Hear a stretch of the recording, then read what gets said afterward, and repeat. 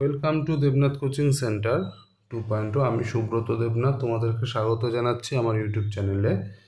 এই ভিডিওতে আমরা ডিসকাস করব ইন্টারভিউ রিলেটেড আর একটা টপিক, সেটা হচ্ছে তোমাদের ওয়ার্ক প্রোফাইল কী আছে, কোন পোস্টের জন্য। এটা শুধুমাত্র অপারেটর পোস্টের জন্য, যে ফিটার আর ইলেকট্রিশিয়ানদের জন্য যে পোস্টটা বেরিয়েছিল operator post, ITI pass candidate, তাদের জন্য এই ভিডিওটা পুরোপুরি ডেডিকেটেড। তো ওয়ার্ক প্রোফাইলের ওপরে এই ভিডিওটা হবে। দেখো, তুমি ইসে WBPDCL জয়েন করতে যাচ্ছ, ঠিক আছে? তোমাকে জিজ্ঞাসা করতেই পারে তোমার পোস্ট হচ্ছে অপারেটর পোস্ট, তোমার অপারেটর পোস্টের কাজ কী। এটা মেন একটা টপিক বলতে পারো। মানে ফার্স্টে তুমি তোমার ইন্ট্রোডাকশান দিলে, তারপরেই হয়তো তোমাকে এই কোশ্চেনটা করা মানে করতে পারে। সেটা হচ্ছে যে অপারেটর পোস্টের কী কাজ, ঠিক আছে, যেটা করা হয়ে থাকে যে কোনো ইন্টারভিউর ক্ষেত্রে, যে তুমি যে পোস্টটায় জয়েন করতে যাচ্ছ বা জয়েন করবে, সেই পোস্টের কী কাজ, ঠিক আছে? তো এই ভিডিওতে আমরা ডিটেলসে ডিসকাস করব। আর একটা জিনিস বলে দিই, যতটুকু আমি ভিডিওতে বলবো তোমরা এতটুকুই বলবে, এক্সট্রা কিছু বলতে যেও না। এক্সট্রা কিছু বলতে গেলে আরও ডিটেলসে যাবে তারা, তখন তুমি কোশ্চেনের অ্যান্সার দিতে পারবে না, ঠিক আছে? যেগুলো বলবো এগুলো মানে ছাড়া যদি ডিটেলস আরও বলতে যাও, তখন তুমি অসুবিধার মধ্যে পড়বে, ঠিক আছে? সুতরাং দেখো কি কি জিনিস হতে পারে, তোমাদের কি কি কাজ করতে হবে ওখানে গিয়ে অপারেটর পোস্টে। ফার্স্টে যে কাজটা করতে হবে সেটা কন্ট্রোল রুমটা মনিটরিংয়ের দায়িত্ব থাকবে তোমাদের ওপরে। যে কন্ট্রোল রুমে তোমাদের একটা পাওয়ার হাউসের ডিউটি করবে, যেগুলোকে সাবস্টেশন বলা হয়, সেই পাওয়ার হাউসে মনিটরিংয়ের দায়িত্বে থাকবে তুমি। মানে একটা পাওয়ার হাউসের মধ্যে তোমার যখন শিফট চলবে, তোমাদের শিফট ওয়াইজ ডিউটি হয়, শিফট ওয়াইজ ডিউটিতে তোমার শিফট যখন চলবে, তোমার আন্ডারে একজন হেল্পার থাকবে আর তুমি থাকবে অপারেটর। তো যে অপারেটর যা বলবে সেইটাই কিন্তু সেই মতনই পাওয়ার হাউসটা চলবে। সেই সময় তোমার শিফট যখন চলবে, তখন তুমিই হচ্ছে হেড, তুমি সেখানকার হেড, তুমি যা বলবে সেটাই হবে। তাই পাওয়ার কন্ট্রোল রুম যেখানে তোমরা বসে থাকবে, সেই কন্ট্রোল রুমটাকে মনিটরিংয়ের দায়িত্ব থাকে কিন্তু অপারেটরের ওপরে। অপারেটরদের বেশিরভাগ সময় কন্ট্রোল রুমে বসে কম্পিউটার স্ক্রিন এবং প্যানেল পর্যবেক্ষণ করতে হয়, ঠিক আছে? তারা মূলত এবার দেখো কী কী কাজ করতে হবে। Generator, turbine, boiler reading check করা, এটাই তোমাদের মেন কাজ। তোমরা সারা জীবন এটাই করবে, ঠিক আছে? মাথায় রেখো, সারা জীবন তোমাদের এই কাজটাই করতে হবে, এটাই মেন কাজ, ঘন্টায় ঘন্টায় রিডিং চেক করা, ঠিক আছে? যদি টারবাইন হচ্ছে জলবিদ্যুৎ প্রকল্পে, যদি তোমাদের হাইড্রো প্রজেক্টে যদি তোমাদের পোস্টিং হয়, তাহলে টারবাইনের। বয়লার হচ্ছে তোমার যে তাপবিদ্যুৎ কেন্দ্র যেগুলো আছে, সেখানে বয়লার থাকবে, ঠিক আছে? তো এগুলোর যে রিডিং চেক, এটাই হচ্ছে তোমার মেন কাজ। তুমি যদি এই কথাটা বলে দাও যে স্যার জেনারেটর, টারবাইন বা বয়লারের রিডিং চেক করা, তখনই ওরা বুঝে যাবে যে তোমার তোমার পোস্ট সম্বন্ধে যথেষ্ট আইডিয়া আছে, ঠিক আছে? এটা কিন্তু মেন পয়েন্ট, একটা জিনিস মাথায় রাখবে, ঠিক আছে? আচ্ছা, 2 নম্বর হচ্ছে বিদ্যুতের চাহিদা অনুযায়ী উৎপাদন হার নিয়ন্ত্রণ করা, ঠিক আছে? মানে এটা ডিটেলস তোমার বোঝার দরকার নেই, মুখস্থ করে যাও, এগুলোই বলে দেবে, ঠিক আছে? বিদ্যুতের চাহিদা অনুযায়ী উৎপাদন হার নিয়ন্ত্রণ করা। দেখো, কারেন্ট কতটা তুমি দেবে, মানে এটাকে বলে লোডিং, ঠিক আছে? লোড কতটা দেবে, কতটা দেবে না, ঠিক আছে? বিদ্যুতের চাহিদা অনুযায়ী লোডটা কি বেশি দিতে হবে? মানে ধরো সেখানে কোনো একটা অনুষ্ঠান চলছে বা এক্সট্রা কারিকুলাম কোনো অ্যাক্টিভিটি চলছে, কিছু একটা হচ্ছে, তখন সেখানে কারেন্টটা বেশি দিতে হয়, মানে লোডটা বেশি দিতে হয়, ঠিক আছে? তো সেটাই বলেছে, লোড বেশি দেওয়া মানে হচ্ছে বিদ্যুতের চাহিদাটা বেশি হচ্ছে সেখানে। তা বিদ্যুতের চাহিদা বেশি হলে লোডটা বেশি দিতে হবে। তো তোমাকে বাংলায় বলতে হবে বিদ্যুতের চাহিদা অনুযায়ী উৎপাদন হার নিয়ন্ত্রণ করা, বাড়ানো কমানো, এটা তুমিই করবে। ভোল্টেজ এবং বিদ্যুতের প্রবাহের ভারসাম্য বজায় রাখা, ঠিক আছে? যদি বেশি কারেন্ট চলে যায়, তখন ফল্ট হয়, ঠিক আছে? ফল্ট হয়, আর্থ ফল্ট বলে, আরও নানান ধরনের ফল্ট আছে, ঠিক আছে? সেগুলো তোমাদের না জানলেও চলবে, ঠিক আছে, কী ধরনের ফল্ট আছে সেগুলো তোমরা ডিউটিতে জয়েন করার পর তোমরা জানতে পারবে কী ধরনের ফল্ট আছে। ধরো ভোল্টেজ বা বিদ্যুৎ প্রবাহ, যেটা কারেন্ট বলা হয়, সেটার ভারসাম্য বজায় রাখা, যদি বেশি কারেন্ট চলে গেল বা কম কারেন্ট চলে গেল তখন বিভিন্ন ধরনের ফল্ট হতে পারে। তাই ভারসাম্যগুলো তোমাদেরই বজায় রাখতে হবে। ঠিক আছে, এই তিনটে পয়েন্ট হচ্ছে মোস্ট ইম্পর্ট্যান্ট পয়েন্ট, আর বিশেষ করে এই তিনটে কাজই তোমাকে সারা জীবন ধরে করতে হয়। খুবই ডিটেলসে খুবই সুন্দর করে তোমাদেরকে আমি বুঝিয়ে দিচ্ছি। ঠিক আছে, মনে হয় না এর বাইরে এরকমভাবে তোমাদেরকে আর কেউ বোঝাবে। ঠিক আছে, অসুবিধা হলে ভিডিওর কমেন্ট সেকশানে কমেন্ট করবে। হলো জিনিসটা। আর ভিডিওটা মন দিয়ে পুরোটা দেখবে, অর্ধেকটা দেখলে অর্ধেকটা দেখলে না, এরকম করলে তোমরাই বিপদে পড়বে। যাই হোক, আচ্ছা নেক্সট দেখো, যন্ত্রপাতি পরিচালনা ও রক্ষণাবেক্ষণ। যন্ত্রপাতি পরিচালনা মানে তোমার পাওয়ার হাউসে বা তোমার সাবস্টেশনে যেখানে তোমার পোস্টিং হবে সেখানে যে সমস্ত ইকুইপমেন্ট রাখা থাকবে সেগুলো পরিচালনা, সেগুলো ইউজ করা আর সেগুলোকে মেনটেন করার দায়িত্ব হচ্ছে তোমার। আচ্ছা, প্ল্যান্টের ভেতরে যে দেখো আমি ফার্স্টেই বলেছিলাম তোমাদের প্ল্যান্টে ডিউটি পড়বে। প্ল্যান্ট মিন পাওয়ার হাউস বা সাবস্টেশন। প্ল্যান্টের ভেতরে থাকা ভারী যন্ত্রপাতিগুলো সঠিকভাবে কাজ করছে কি না তা নিশ্চিত করা অপারেটরের দায়িত্ব। ঠিক আছে, ভারী যন্ত্রপাতিগুলো কাজ করছে কি না সেগুলো নিশ্চিত করা কার কাজ? অপারেটরের কাজ।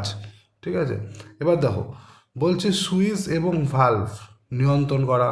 ঠিক আছে, ভালভটা কোথায় ইউজ হয় সেটা আমি বলে দিচ্ছি। সুইচ তো তোমার পাওয়ার হাউসে থাকে, ভালভ কোথায় থাকে? আচ্ছা, প্রয়োজন অনুযায়ী মেশিন চালু করা বন্ধ করা, মানে কোনো ফল্ট হলে একটা বিচ্ছিরি ধরনের আওয়াজ হয় সেখানে, সেই আওয়াজটা হলেই বুঝতে পারবে যে তোমার ফল্ট হয়েছে যে কোনো একটা, তখন সেটা বন্ধ করে দিতে হবে মেশিনটাকে। আচ্ছা, যন্ত্রপাতিতে কোনো অস্বাভাবিক শব্দ বা কম্পন হচ্ছে কিনা তা পরীক্ষা করা, এই যে বললাম। ঠিক আছে, অস্বাভাবিক একটা আওয়াজ হয় কোনো একটা ফল্ট হলে সঙ্গে সঙ্গে তখন গ্যাংটাকে নামিয়ে দিতে হয়। গ্যাংটা নামিয়ে দিলেই আওয়াজটা বন্ধ হয়ে যায়। এবার গ্যাং কী জিনিস এগুলো তোমরা জয়েনের পর বুঝতে পারবে আস্তে আস্তে গ্যাং কী জিনিস। ঠিক আছে, সুতরাং তোমার এটা হচ্ছে কার কাজ? অপারেটরের কাজ। ঠিক আছে, আচ্ছা এবার বলি বাল্ব হচ্ছে তোমরা যদি হাইড্রো প্রজেক্টে তোমাদের যদি ডিউটি পড়ে সেখানে অনেক গেট বাল্ব থাকে। ঠিক আছে, গেট বাল্বের সাহায্যে জলগুলোকে ছাড়া বা জলগুলোকে বন্ধ করা এগুলো নিয়ন্ত্রণ করে হচ্ছে অপারেটর। বাল্বগুলোকে খুলে দিলে জল বেরিয়ে যায়, বাল্বগুলোকে বন্ধ করে দিলে জলটা বন্ধ হয়ে যায়। ঠিক আছে, ওগুলো গেট বাল্ব থাকে। তোমরা আইটিআই নিশ্চয়ই তোমাদের যে পাইপ ফিটিং চ্যাপ্টারটা আছে সেখানে তোমরা পড়েছো গ্লোব বাল্ব আর gate bulb. Gate bulb one ডাইরেকশানে ওয়াটার সাপ্লাই করে, আর গ্লোব বাল্ব যেটা সেটা ওয়ান ডাইরেকশানে ওয়াটার সাপ্লাই করে না, সেটা চারিদিকে ওয়াটার সাপ্লাই করার জন্য গ্লোব বাল্ব ইউজ করা হয়। যে কোনো হাইড্রো প্রজেক্টের ক্ষেত্রে বা ওয়াটার ট্রিটমেন্ট প্ল্যান্টের ক্ষেত্রে তোমার বাল্ব থাকে, গেট বাল্ব থাকে, যেটা ওয়ান ডাইরেকশনে ওয়াটার সাপ্লাই করে। তাই এই বাল্বের কথা এখানে বলেছে। আচ্ছা, তাহলে এই পয়েন্টগুলো বুঝতে পারলে এই পয়েন্টগুলো তোমাদের বলতে হবে। কিন্তু ফার্স্টে তোমরা এরকম বলবে যে কন্ট্রোল রুম মনিটরিং করা স্যার। আচ্ছা, কন্ট্রোল রুম মনিটরিংয়ের মধ্যে এই তিনটে জিনিস আমাদের করতে হয়, সেগুলো বলতে হবে। তারপরে কি বলছি, তারপরে হচ্ছে 2 নম্বরে হচ্ছে যন্ত্রপাতি পরিচালনা ও রক্ষণাবেক্ষণ। তার মধ্যে কি কি কাজ তোমাদের করতে হয়, তিনটে কাজ তোমাদের বলতে হবে।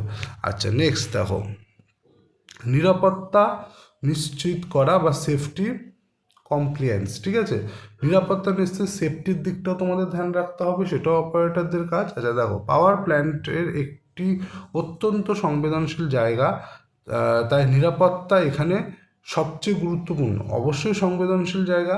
ঠিক আছে, কারণ কারেন্ট নিয়ে তুমি কাজ করছো, তুমি যদি নেগলেন্সি করো যে কোনো সময় দুর্ঘটনা ওখানে ঘটতে পারে। তাহলে কী কী কাজ, কী কী সেফটি তোমাদের ওখানে মেনটেন করতে হবে? যে কোনো জরুরি অবস্থায় যেমন শর্ট সার্কিট বা লিক দ্রুত ব্যবস্থা নিতে হবে, মানে পাওয়ার সাপ্লাই সঙ্গে সঙ্গে কাট করতে হবে যদি কোনো শর্ট সার্কিট বা লিক হয়। 2 নম্বর, সেফটি প্রোটোকল বা নিরাপত্তা বিধি মেনে কাজ করতে হবে। সেফটি প্রোটোকল নিরাপত্তা বিধি মানে তোমাদের রবার শু সবসময় পরতে হবে, তোমাদের রাবার গ্লাভস সবসময় পরতে হবে। অনেকেই গ্লাভস না পরে গ্যাংটাকে নামিয়ে দেয় বা গ্যাংটাকে উঠিয়ে দেয়, এটা নিয়ম না। ঠিক আছে, তোমরা হয়তো দেখতে পারো যে এটা হচ্ছে, সেটা দেখে সেটা করলে, কিন্তু তোমাদের যখন ট্রেনিং হবে, ট্রেনিংয়ে তোমাদের শেখানো হবে যে সবসময় তোমরা শু ইউজ করবে, সবসময় তোমরা গ্লাভস ইউজ করবে, এই জিনিসগুলো মাথায় রাখতে হবে, ঠিক আছে।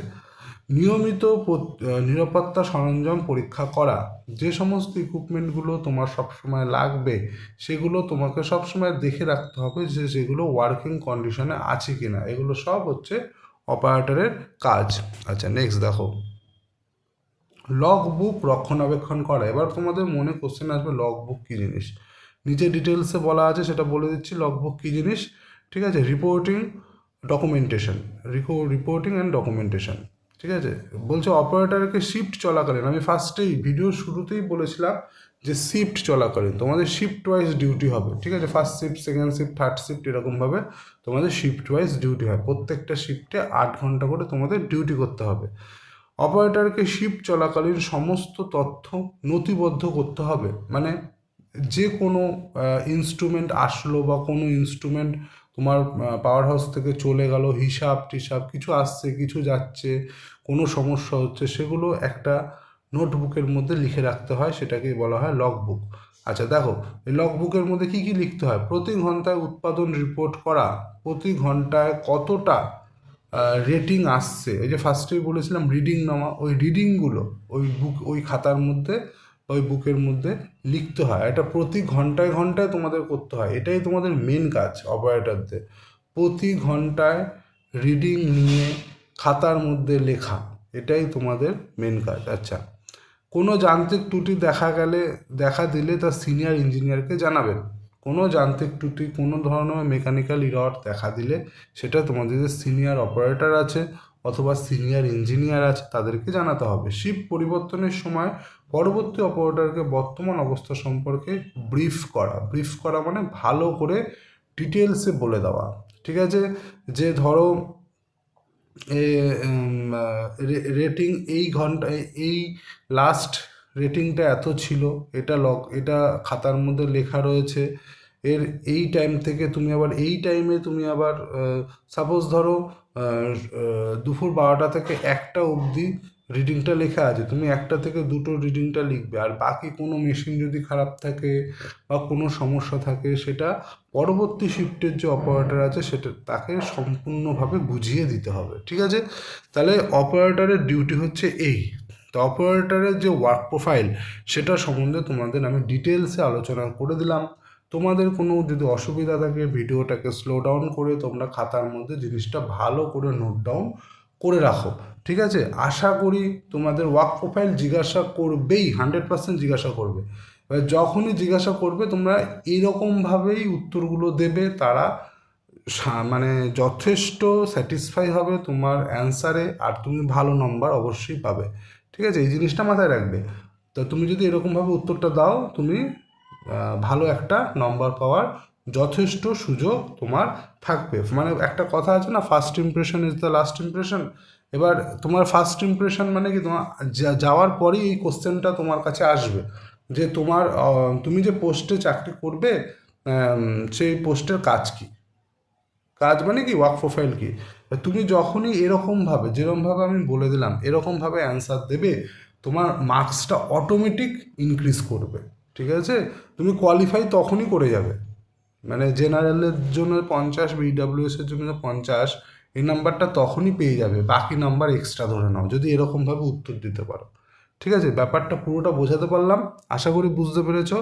আচ্ছা, এবার যে কথা সেটা হচ্ছে, অলরেডি আমি ফিটারের যে টপিকগুলো থেকে কোশ্চেন আসে তার উপরে একটা পিডিএফ আমি বানিয়েছি, ঠিক আছে। সেখানে তোমরা safety, maintenance, limit fit tolerance, তারপরে তোমার power transmission, metal, heat treatment, এই চ্যাপ্টারগুলো ডিটেলসে আলোচনা করা আছে ওই পিডিএফটার মধ্যে। তোমরা চাইলে সেটা পারচেস করতে পারো, আমাকে 7003698354 এই নাম্বারে তোমরা আমাকে হোয়াটসঅ্যাপ করে সেই পিডিএফটা নিতে পারো মাত্র 50 টাকার বিনিময়ে। আর একটা পিডিএফ আমি লঞ্চ করেছি, সেটা হচ্ছে পশ্চিমবঙ্গে টোটাল 23টা ডিস্ট্রিক্ট আছে, 23টা ডিস্ট্রিক্ট সম্বন্ধে ডিটেলসে আলোচনা করা আছে, একদম ডিটেলসে, মানে খুঁটি নাটি ওর বাইরে কিছু হয় না। সে 23টা ডিস্ট্রিক্ট সম্বন্ধে ডিটেলসে আলোচনা করা আছে, কারণ তুমি যে ডিস্ট্রিক্টে থাকো সেই ডিস্ট্রিক্ট থেকে তোমাকে কোশ্চেন করবেই, নিজের ডিস্ট্রিক্ট নিজের জায়গা সম্বন্ধে তোমাকে কোশ্চেন করতেই পারে। তো তুমি এই পিডিএফটা তোমার কাছে যদি থাকে, তোমার নিজের ডিস্ট্রিক্ট সম্বন্ধে কোনো অসুবিধা হবে না। এছাড়া পশ্চিমবঙ্গের জিওগ্রাফি, পশ্চিমবঙ্গের হিস্ট্রি ওই পিডিএফের মধ্যেই ইনক্লুডিং আছে, ঠিক আছে? তাহলে ওই পিডিএফটা তুমি যদি পড়ো, ওয়েস্ট বেঙ্গল সম্বন্ধে তুমি মোটামুটি 90% জিনিস জেনে যাবে, ঠিক আছে? তাহলে এই পিডিএফটাও তোমাদের জন্য মোস্ট ইম্পর্টেন্ট। যে সেকেন্ড পিডিএফটা আমি দিয়েছি সেটা সবার জন্য, শুধুমাত্র অপারেটর পোস্টের জন্য নয়, সবার জন্য এই পিডিএফটা, ঠিক আছে? সুতরাং এটা তোমরা অবশ্যই পারচেস করতে পারো, সেটা 50 টাকার বিনিময়ে। আর যদি লাগে এই নাম্বারে আমাকে হোয়াটসঅ্যাপ করবে। আর একটা জিনিস, যেটা লাস্ট জিনিস, সেটা আমি বলতে চাই। দেখো, একটা কথা আমি বলতে চাই, সেটা হচ্ছে আমাদের ওয়েস্ট বেঙ্গলে না আইটিআই ক্যান্ডিডেট যারা আছে তাদের মধ্যে একটা বদ্ধ ধারণা আছে যে আমি আইটিআই করব, তারপর রেলের জন্য খাটবো। এই জায়গাটা থেকে তোমরা বেরিয়ে আসো। কেন বলছি জানো তো? রেলে যত দিন যাচ্ছে রেলের ভ্যাকেন্সি কিন্তু কমে আসছে, ঠিক আছে? হ্যাঁ, এটা ঠিক, রেল এখন ক্যালেন্ডার মেনটেন করছে, মানে প্রতি বছর ভ্যাকেন্সি বার করছে, কিন্তু ভ্যাকেন্সি তো কম। আজকে তুমি যদি তুমি আইটিআই পাস করে কোন পরীক্ষায় বসবে? টেকনিশিয়ানের পরীক্ষায় বসবে, ঠিক আছে? তোমার ফিটারে কটা সিট থাকে? তোমার কলকাতায় ধরো সিট আছে তোমার 70টা। এবার শুধু কলকাতায় 70টা সিট মানে কি? এখানে কিন্তু অল ওভার ইন্ডিয়া থেকে সবাই এসে বসবে। এখানে উত্তরপ্রদেশ থেকেও আসবে, বিহার থেকেও আসবে, এখানে সবাই আসবে। তাহলে কম্পিটিশনের লেভেলটা বুঝতে পারছো কোথায় যাবে? আর আমাদের ওই রেলের যা সিলেবাস, রেলের সিলেবাসে হচ্ছে মেন ফোকাস করা হয় নন টেকের ওপর। টেকনিক্যালের পোস্ট কিন্তু কোশ্চেন আসছে নন টেক থেকে। তাহলে তাহলে সেটা কিসের টেকনিশিয়ানের পোস্ট হলো, তাই না? তো টেকনিক্যাল থেকে আসে না, টেকনিক্যাল থেকে এবার তো আসেনি, ঠিক আছে? এবার যদি সিবিটি 2 করে, সিবিটি 2-তে যদি যেটা কথা চলছে, হয়তো সামনে তোমাদের টেকনিশিয়ানের ভ্যাকেন্সি যখন বেরাবে তখন সিবিটি 2 করে দেবে। সিবিটি 2-র মধ্যে একটা পেপার থাকে যেটা কোয়ালিফাইং নেচার, 75-এ পরীক্ষা হয়, ওর তার মধ্যে 25 পেতে হবে, ঠিক আছে? কিন্তু তোমাকে যে মেন যে ফার্স্ট সিবিটি 1 হবে তার স্ক্রিনিং প্রসেসটা তো তোমার সেই নন টেকই পড়তে হচ্ছে। তাহলে টেকনিক্যাল পড়ার মানেটা কি? কোনো মানে হয় না। আমি সবাইকে বলবো, যারা যারা এই ভিডিওটা দেখছো, হ্যাঁ, এই আমার এই চ্যানেলের থ্রুতে, তোমরা ভাই বা বোন যারাই থাকো, তোমরা ভালো করে নিজের ট্রেডটা পড়ো। কারণ দেখো, নন টেকের কোনো সিলেবাস হয় না, এটা মানে প্রচুর বড় একটা ভাস্ট সিলেবাস, ঠিক আছে? যেখানে সব জায়গা থেকে হতে পারে। হিস্ট্রি কোথার থেকে তুলবে তার কোনো ঠিক আছে বলো? আর ধরো সায়েন্স, সায়েন্স কোথার থেকে তুলবে তার কোনো ঠিক আছে? সায়েন্সে গ্রুপ ডির পরীক্ষায় বসতে গিয়ে পিরিয়ডিক টেবিল থেকে কোশ্চেন তুলছে। একটা গ্রুপ ডির ছেলে পিরিয়ডিক টেবিল জেনে কী হবে? তার কোনো লাভ আছে একটা গ্রুপ ডির ছেলে পিরিয়ডিক টেবিল পড়ে? ঠিক আছে? তো পিরিয়ডিক টেবিল থেকে কোশ্চেন তুলছে, তুমি বুঝতে পারছো কোন জায়গায় চলে গেছে? ঠিক আছে? জিকের কোশ্চেন তো মানে কারেন্ট অ্যাফেয়ার্সের তো কোনো মা বাবাই নেই। কারেন্ট অ্যাফেয়ার্স তোমার, তুমি 2025 সালে বসছো পরীক্ষা দিতে, তোমাকে 2020 সালের কারেন্ট অ্যাফেয়ার্স জিজ্ঞাসা করবে। তোমাকে কতটা বেশি পড়তে হচ্ছে। কিন্তু একটা টেকনিক্যালের ছেলে যে টেকনিক্যাল সাবজেক্টটা পড়ে, তার শুধুমাত্র নিমি পড়ুক, শুধুমাত্র নিমির বইটা পড়ুক, টেক্সট বইটা, নিমির টেক্সট বুকটা পড়ুক। টেকনিক্যালের বেশিরভাগ পরীক্ষায় 80-20 রেশিও থাকে, 80-তে টেকনিক্যাল, 20-তে নন টেকনিক্যাল, ঠিক আছে? তোমার 80-র মধ্যে তুমি 77-78 স্কোর করতে পারবে তুমি যদি শুধুমাত্র নিমিটা ভালো করে পড়ো, নিমির টেক্সট বইটা, ঠিক আছে? তাই আমি সবাইকে বলবো, যারা যারা এই ভিডিওটা দেখছো, তোমরা ওই মোটিভটা থেকে সরে আসো যে আমি আইটিআই করব, তারপরে রেলের জন্য খাটবে। এই জায়গাটা থেকে সরে আসো, ঠিক আছে? যাদের বয়স কম, দেখো বয়স বেশি হলে তো আমার কিছু বলার নেই। যাদের বয়স 20 থেকে 25-এর মধ্যে আছে, 20 থেকে 27-এর মধ্যে আছে, বেশিরভাগ জেনারেল হচ্ছে 28 অব্দি থাকে বয়স, যে কোনো ফর্মে 90% ফর্মে 28 অব্দি থাকে। তো যাদের বয়স 20 থেকে 27-এর মধ্যে আছে, ভাবছো আমি আইটিআই করেছি, এবার আমি রেলের জন্য খাটবো, এই জায়গাটা থেকে সরে আসো, এখনও সময় আছে তোমাদের হাতে। রেলে হয়ে গেল তো হয়ে গেল, কিন্তু না হওয়ার সম্ভাবনা প্রবল। যদি না হয় তখন কি করবে? আবার তো সে সামনের বছর। তুমি ভাবছো গ্রুপ ডিতে বসবে, গ্রুপ ডিতে পিএইচডি লেভেলের ছেলেপেলেও বসবে, একটা বিটেকও বসবে, একটা ডিপ্লোমাও বসবে, একটা গ্র্যাজুয়েটও বসবে, একটা মাস্টার্সও বসবে। তো তুমি বুঝতে পারছো তো কম্পিটিশন কোথায় চলে যাবে। আর তুমি যখন একটা টেকনিক্যাল এক্সামে বসছো, শুধুমাত্র আইটিআই ক্যান্ডিডেটই আছে ওখানে। ওখানে পিএইচডি নেই, বিটেক নেই, ডিপ্লোমা নেই, গ্র্যাজুয়েট নেই, শুধুমাত্র 10th প্লাস আইটিআই আছে। এই জিনিসটা মাথায় রাখো, অনেকেই এই জিনিসটা বোঝে না। সিটের কথা চিন্তা করে, সিট সিট সিট। সিটের কথায় আসি, এই যে যেমন ধরো এখন সিএসআইআরের প্রত্যেক মাসে মাসে একটা করে ফর্ম বেরাচ্ছে। টোটাল 4 মাসে 4টে ফর্ম বেরিয়েছে। 4টে ফর্ম মিলিয়ে ফিটারের টোটাল সিট, আমি বলছি ফিটারের টোটাল সিট 25টা, 4টে ফর্ম মিলিয়ে। এবার ধরো একটা ছেলে 4টে ফর্মে ফিল আপ করবে, 4টে জায়গায় সে সিলেকশন পেলো, কিন্তু জয়েন তো করবে একটা জায়গায়। যারা ওয়েটিংয়ে থাকবে তারা সবাই চান্স পাবে এখানে। 4 মাসের মধ্যে ফিটারে 25টা সিট শুধু সিএসআইআর থেকে বেরিয়ে গেছে। আর রেলের 1 বছর পর তুমি পরীক্ষা দিচ্ছ, কলকাতায় কটা সিট আছে? 70টা। তুমি ফিল আপ করলেও তো একটা জনই করবে। আমি হায়েস্ট ধরলাম 70টা, 70টার বেশি তুমি সিট পাবা না, 100টা সিট থাকবে না কোনো জায়গায়। ঠিক আছে, তা 70টা তো তো সিএসআইআর 4 মাসের মধ্যে 25টা সিট বেরিয়ে গেছে। আমি তো শুধু সিএসআইআর বললাম। এই যে আমি সবাইকে বলি আমার ভিডিওর মাধ্যমে, এই যে তোমার Bihar technical service commission, Bihar technical service commission BTSC, এর আন্ডারে পাম্প অপারেটর বেরিয়েছে, পাম্প অপারেটর বেরিয়েছে আর ওয়ার্ক ইন্সপেক্টর বেরিয়েছে। শুধুমাত্র পাম্প অপারেটরের জেনারেলদের জন্য, তুমি তো ওয়েস্ট বেঙ্গলের ছেলে বা মেয়ে, তো তোমাদের শুধু জেনারেলের সিটটাই পাবে। জেনারেলের জন্য 77টা সিট আছে। তুমি বুঝতে পারছো, একটা স্টেট 77টা সিট বার করেছে। ওয়ার্ক ইন্সপেক্টরে শুধুমাত্র জেনারেলের জন্য 191টা সিট আছে।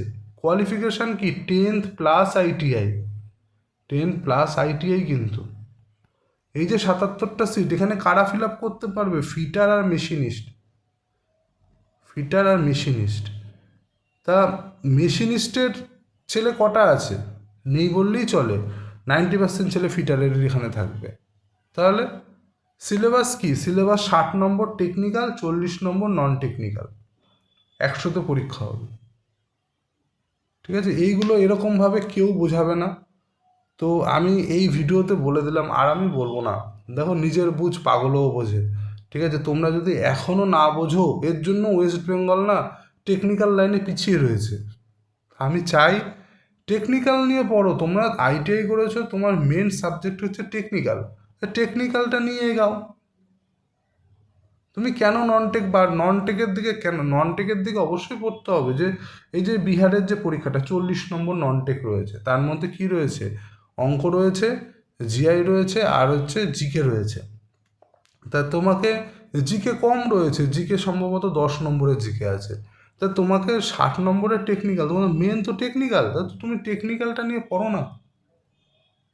আমি তো যখন ফর্মটা বেরিয়েছিল আমি বারবার করে বলেছিলাম যে এই অপরচুনিটিটা কেউ মিস করো না। এখনও ফর্ম ফিল আপ চলছে, 12ই জানুয়ারি লাস্ট ডেট ফর্ম ফিল আপের। ঠিক আছে, এই ভিডিওটা আমি পাবলিশ করব, কমেন্ট সেকশন ভরে যাবে যে রেজাল্ট কবে বেরাবে, ইন্টারভিউ কবে হবে। কিন্তু এই যে এতগুলো কথা বললাম, এটার দিকে কটা ছেলে কটা মেয়ে যে ধ্যান দেবে আমি জানি না। অনেকেই বলে চাকরি নেই, ওয়েস্ট বেঙ্গলের অবস্থা খারাপ। চাকরি অনেক আছে, তোমরা ধ্যান দাও না। ঠিক আছে, এই যে তোমার বার্কের ফর্ম বেরোলো, বার্ক। ঠিক আছে, আইটিআইয়ের ইতিহাসে সব থেকে বেশি সিট বেরিয়েছিল বার্কে। 700টা ফিটারের সিট ছিল, 700খানা ফিটারের সিট ছিল। কোশ্চেন কোথার থেকে? টেকনিক্যাল। 80 technical, 20 non technical. যারা পাওয়ার পেয়ে গেছে সেন্ট্রাল গভর্নমেন্টের জব, এনপিসিআইএল, এনএফসি, তারপরে এখন সিএসআইআর বেরাচ্ছে, বিহার টেকনিক্যাল সার্ভিস কমিশনের ফর্ম বেরিয়েছে। ইসরো তো প্রত্যেক বছরই ইসরোর 6টা ইউনিট আছে, ইউআরএসসি, এলপিএসসি, আইপিআরসি, ইউআর রাও, ভিএসএসসি, এসডিএসসি। এগুলো প্রত্যেক বছরই বেরায়। প্রত্যেক বছর ইসরোতেই ইস শুধুমাত্র ইসরোতেই 50টা সিট বেরায় ফিটারে, সবগুলো ইউনিট মিলে বললাম। পাচ্ছে না? পাচ্ছে তো। আমাদের ওয়েস্ট বেঙ্গলে 50টা ছেলের মধ্যে 50টা সিটের মধ্যে আমাদের ওয়েস্ট বেঙ্গল থেকে কজন পাবে? 5জন বা 6জন। আর সিটগুলো কেন রাজস্থান থেকে যাচ্ছে, কেন উত্তরপ্রদেশ থেকে যাচ্ছে, কেন উড়িষ্যা থেকে যাচ্ছে? কারণ উত্তরপ্রদেশের ছেলেমেয়েরা, রাজস্থানের ছেলেমেয়েরা আর আমাদের উড়িষ্যার ছেলেমেয়েরা তারা আইটিআই সম্বন্ধে বোঝে, বোঝে বলেই পরে জানে যে এই সমস্ত জায়গায় ফর্মগুলো বেরায়, বুঝে বলেই পরে। আর তোমরা বোঝো না, শুধু রেল রেল করো। ঠিক আছে, কিছুদিন আগে এনএমডিসির ফর্ম বেরিয়েছিল, national mineral development corporation, huge vacancy বেরিয়েছিল আইটিআই এ। ঠিক আছে, তুমি এখানে কি লাভটা কি হচ্ছে? কোনো লাভ হচ্ছে না। ঠিক আছে, তুমি 1 বছর ধরে ওয়েট করছো 70টা সিটের জন্য, কিন্তু প্রতি বছর 200-250টা করে সিট তুমি ছেড়ে দিচ্ছ এই শুধুমাত্র 70টা সিটে কম্পিটিশন করার জন্য। এই 70টা সিটের জন্য তোমাকে পড়তেও হচ্ছে বেশি। তুমি শুধু নিজের টেটটা পড়বে, নিমির যে টেক্সট বই আছে সেটা পড়বে, তুমি 90% এক্সাম ক্র্যাক করতে পারবে। এখনও সময় আছে। যাদের বয়স 20 থেকে 27-এর মধ্যে, আমি তাদেরকে স্পেশালি বলবো, তোমরা চেষ্টা করো টেকনিক্যালের দিকে সরে আসো। হ্যাঁ, এবার বলবো দাদা যা আমার বয়স 27-এর ঊর্ধ্বে চলে গেছে, 30 ক্রস হয়ে গেছে, ইসরো এখনও 35 বছর অবধি নেয়।